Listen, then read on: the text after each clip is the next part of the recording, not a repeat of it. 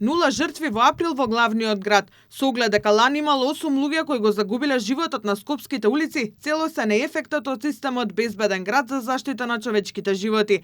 Намалување бележи и бројот на жртви од сообраќајни незгоди од речиси 50% во првиот квартал на територија на цела држава. Ако се земе првите 3 месеци од кога стартуваше проектот Безбеден град, бројот на загинати лица изнесува 38 минатата година, со споредбено поточно 17 лица оваа година. Значително е намален и бројот на приговори до кривичниот суд. Оттаму вела дека во април неколку пати помалку граѓани поднеле приговор дека не го направиле прекршокот кој го регистрирале камерите. Во месец април 2026 година до Основниот кривичен суд Скопје поднесени се вкупно 38 приговори, односно барања за поведување прекршочна постапка пред суд, од кои 6 се приговори од правни лица и 32 се приговори од физички лица.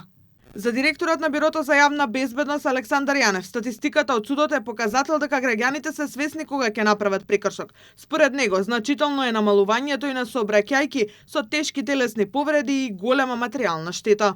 Тоа значи дека системот е кредибилен, тоа значи дека ние сме свесни за нашите прекршоци, тоа значи дека навистина знаеме да се однесуваме европски, иеко сме жители на Македонија, иеко сме дел од Балканот. Дури и еден човечки живот да спасиме, ние може слободно да кажеме дека овој проект е успешен. А успешен ќе биде уште повеќе што го расшируваме на проект на територија на цела држава во поголемите градови.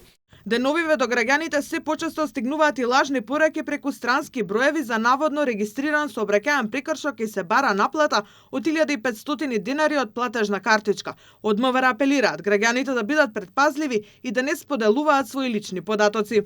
Измамата ја вршат на тој начин што, откако лицата ќе кликнат на линкот оставен во пораката, истиот води на лажна веб страна на МВР, каде што бараат да ја внесете вашата регистарска табличка од вашето возило. И потоа ве носи на нов прозорец каде ви е регистриран прекршок и ви бараат наплата од 1500 денари за истиот. Апелираме до граѓаните да бидат предпазливи. Инаку, безбедносниот систем се имплементира во Велес, а потоа ќе се поставуваат камери во Охрид и Струга, а до крајот на годината ќе бидат опфатени и другите поголеми градови. До сега камерите регистрираат прекршоци во Скопје, Тетово и Куманово и коридорите 8 и 10Д, а според најавите, Safe City ќе се стави во функција на цела територија на државата до крајот на годината.